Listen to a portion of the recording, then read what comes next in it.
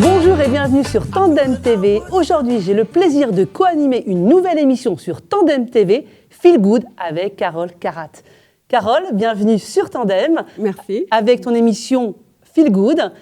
Bonjour Déborah, comment vas-tu? Très bien. Alors aujourd'hui, Carole, tu vas nous faire le plaisir de parler du sommeil et nous dire pourquoi il est si important de dormir correctement. C'est primordial de bien dormir.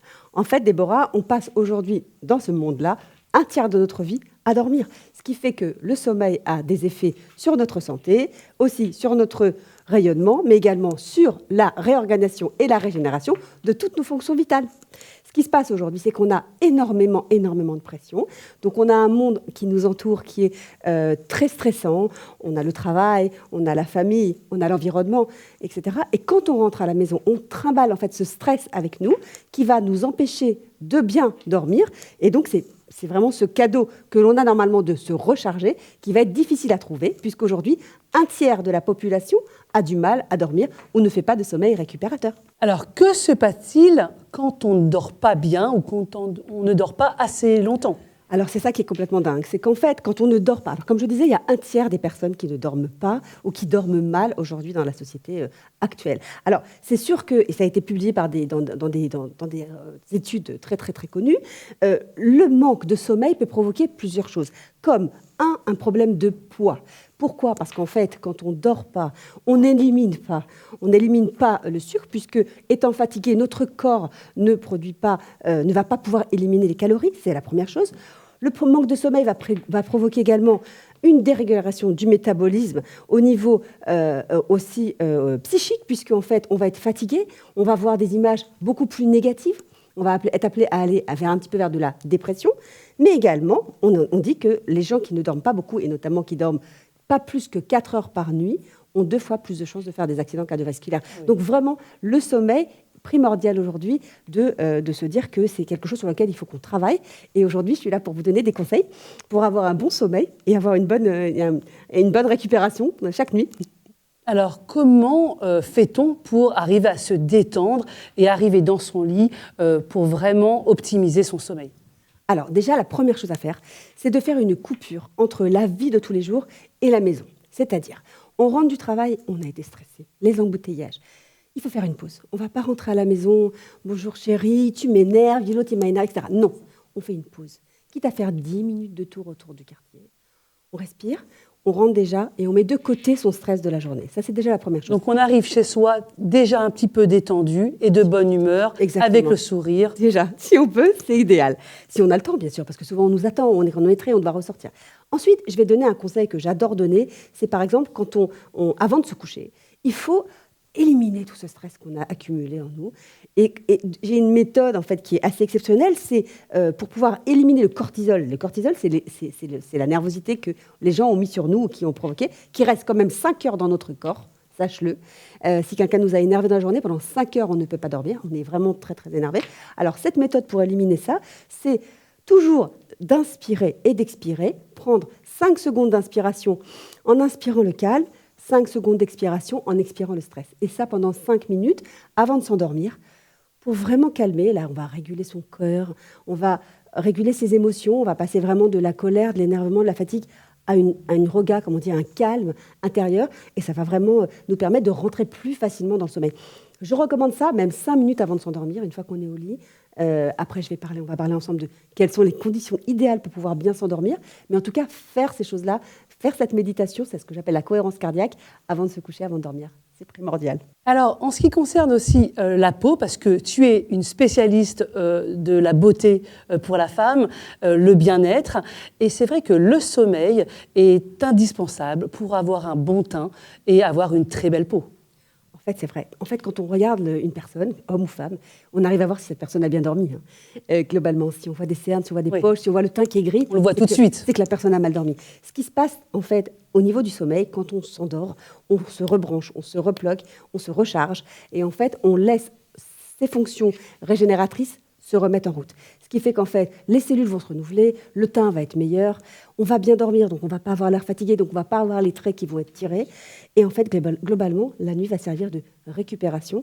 c'est le meilleur moment dans la nuit pour régénérer ces cellules. Ce qui est connu parce qu'en fait, on a une chronobiologie de la peau. Le jour, on la protège contre les exactions extérieures, pollution, tabac, etc. La nuit, elle dort, elle se régénère. Elle se détend. Elle se détend. Voilà, c'est pour ça que souvent, on voit des femmes qui disent je dors pas, je maigris pas, je suis fatiguée. Enfin, vraiment, on se rend vraiment compte de plus en plus que le sommeil, c'est vraiment la clé, sachant que aussi, quand on dort, on a la peau qui reste hydratée et donc on ne manque pas d'eau. On a une très bonne perméabilité. On se réveille, la peau, elle est même lisse, comme si on avait fait un lifting, quoi. C'est quelque chose de fantastique. La belle au bois dormant.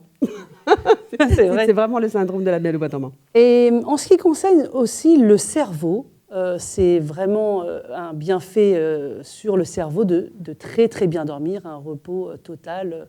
En fait, aujourd'hui, on sait que c'est le cerveau qui régit un peu tout, ça on le sait. Et quand on dort, on recharge également son cerveau, mais encore mieux que ça, le cerveau a la capacité de mémoriser les informations de la journée, premièrement.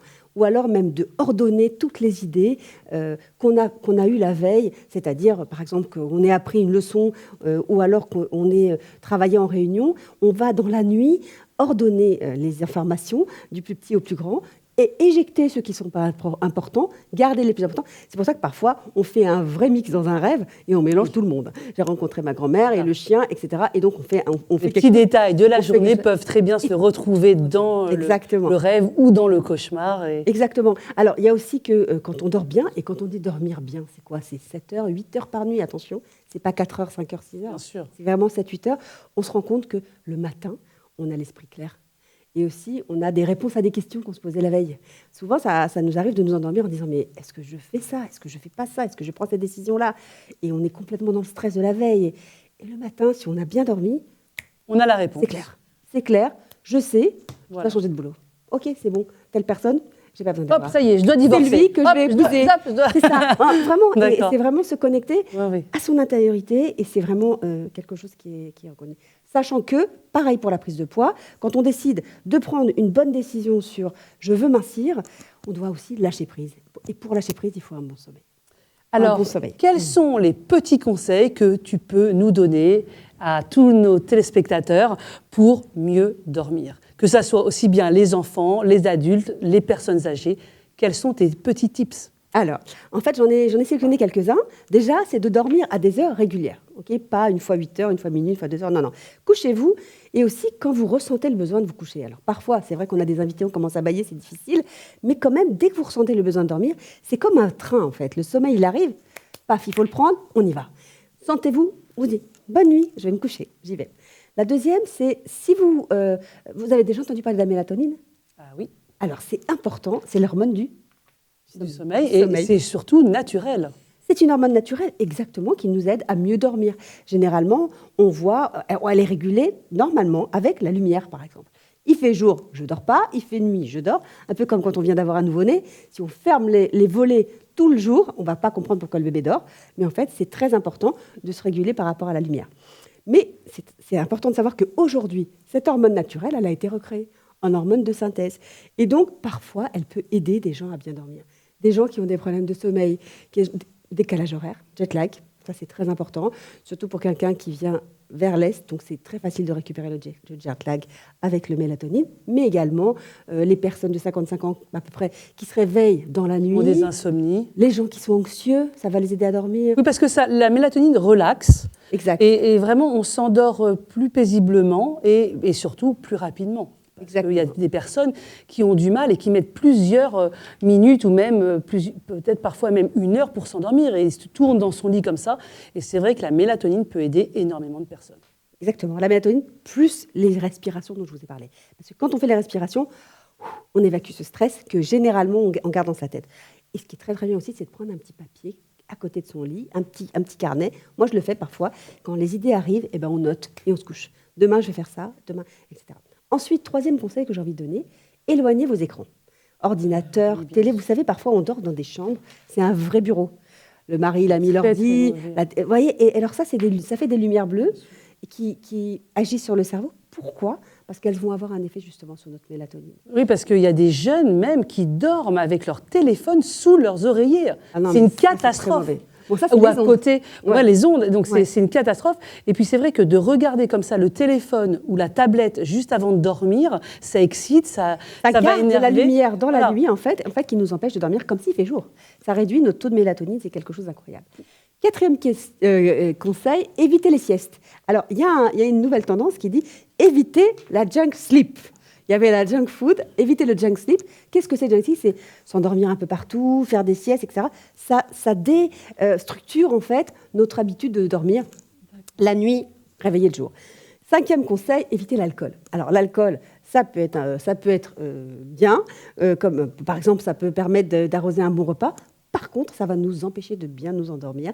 Pourquoi? Parce qu'en fait, ça va nous empêcher d'avoir un sommeil de bonne qualité. Généralement, les gens qui boivent de l'alcool, ils ont un sommeil, quand on les contrôle avec les tests au niveau du cerveau, avec un sommeil qui est complètement sécadé. Parce que pareil, la qualité de mélatonine est réduite avec le taux d'alcool.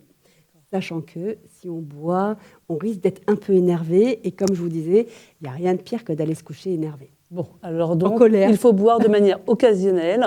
Oui. Et si vraiment on veut dormir correctement, de l'eau. De l'eau ou boire loin de l'heure du coucher. Exactement. Si vous voulez encore d'autres petits conseils, si vous avez encore le temps, n'hésitez pas à lire un bon bouquin avant de vous coucher. Table de nuit, un bon bouquin de développement personnel, quelque chose qui va vous aider personnellement. Pourquoi? Parce que ce que vous allez lire, vous allez le ressasser dans la nuit. Et donc, c'est super, parce que vous allez faire votre propre travail de développement personnel. Ça, c'est important. Et puis, on peut parler aussi autrement, ou à sa femme, ou à son mari, de sa journée, au calme, pendant que les enfants sont en train de dormir, ou même pour calmer les enfants, leur raconter une petite histoire, mieux que qu'ils aient jusqu'au bout leur téléphone comme ça avec leur jeu. On leur enlève une heure. Moi, ce que j'essaie de faire, c'est vraiment qu'ils n'utilisent pas du tout les tablettes ou le téléphone au moins une heure avant de se coucher. On est avec eux, on leur raconte une histoire qui les calme. Voilà, on est vraiment, il y a une présence.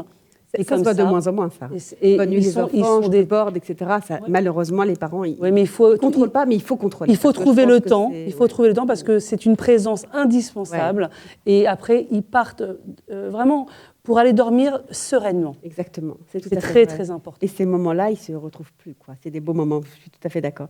Voilà, concernant tout ce qui est le café, par exemple. Le café, le thé, moi je recommande, c'est de la caféine, c'est de la théine, c'est un stimulant. Ouais. Donc pareil, si quelqu'un est très sujet à ces stimulants-là, arrêtez 5 heures avant de se coucher, on va dire. Ou alors, même si vous êtes vraiment très sensible, plutôt même 14 heures, votre dernier café. Que puis-je vous dire d'autre? La température de la chambre. Avoir une chambre un peu fraîche.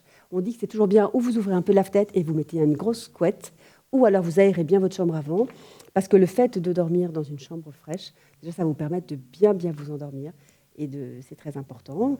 Et voilà, globalement, c'est les conseils que j'ai envie de dire. Pas trop manger le soir, attention. Quand on mange trop, on est trop... Surtout avec l'âge, on ne digère pas très bien si c'est un repas lourd. Oui, on peut faire de l'apnée. Hein. Si on a trop mangé, trop bu, ça arrive souvent qu'on fait de l'apnée, on a des ronflements, on ne dort pas très bien. C'est important aussi pour éviter les brûlures d'estomac, les remontées gastriques, de ne pas faire des repas trop lourds avant de dormir. Voilà, donc c'était les bons conseils. Génial. Alors maintenant, vous avez vraiment tous les conseils, tips pour bien dormir. Carole, merci beaucoup. Merci Débo. C'était un plaisir. Donc on se revoit le mois prochain pour une nouvelle émission de Feel Good Ensemble. Avec plaisir. J'espère que la première émission de Feel Good vous a plu. Rendez-vous le mois prochain pour une autre émission avec de nouveaux conseils, un nouveau thème. En attendant, restez sur Tandem. À bientôt. Au revoir. Au revoir. Au revoir Déborah. Wow, I feel good. I knew that I wouldn't. I feel